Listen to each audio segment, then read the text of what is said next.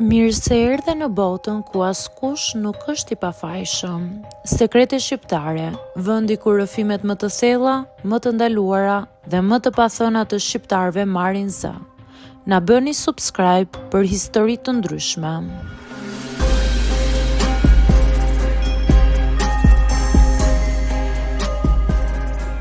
Pas 20 vitesh martesë, zbulova se burri merrej me. Mendoja se kisha gjithçka, 3 fëmijë të mrekullueshëm, një burr me pozicion drejtor që kujdesej për fëmijët po aq sa unë dhe një punë të mirë në një OJF. Nuk i kisha imagjinuar kurrë se ç'a do zbuloja. Prishja e marrëdhënies tonë filloi 3 vite më parë. Asnjë terapi në çift nuk po e përmirësonte lidhjen tonë. Grindjet sa vinin dhe përkeqësoheshin, derisa një ditë, pas 20 viteve martesë, burri më tha se do largohej. U shkatrova dhe krejt papritur kuptova sa isha plakur. Isha duke luftuar kundër ankthit kronik dhe depresionit. Nuk kisha as kodet e kartave të llogarive bankare dhe kartat e kreditit, por burri mi dha shpejt. Nuk isha shumë e mirë në këto gjëra, ama kur hyra në llogarinë bankare, zbulova disa shpenzime të lidhur me një kompani që kurrë nuk e kisha dëgjuar emrin. Klikova në linkun e saj dhe ajo që pash më ngriu gjakun. Aty krijoheshin lidhjet mes sugar daddy dhe sugar babies.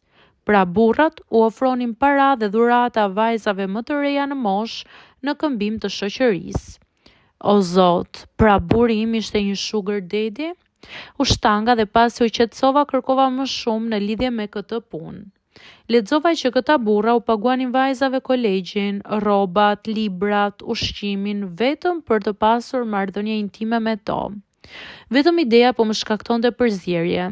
Ne kemi një vajzë në kolegj dhe mjaftojnë shpenzimet që bëjmë për të.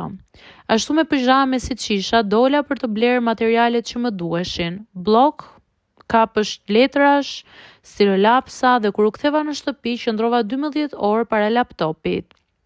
Pash çdo lëvizje të llogarisë bankare, çdo pagesë, derisa zbulova faturat e hoteleve, restoranteve dhe kuptova që kisha jetuar jetën e dikujt tjetër. Si mund të mos e kisha vënë re të gjitha këto? U përballa me të dhe e vetmja gjë që më tha ishte: kishte pasur nevojë të ndjehej i vlerësuar dhe ato vajza ja ofronin këtë gjë.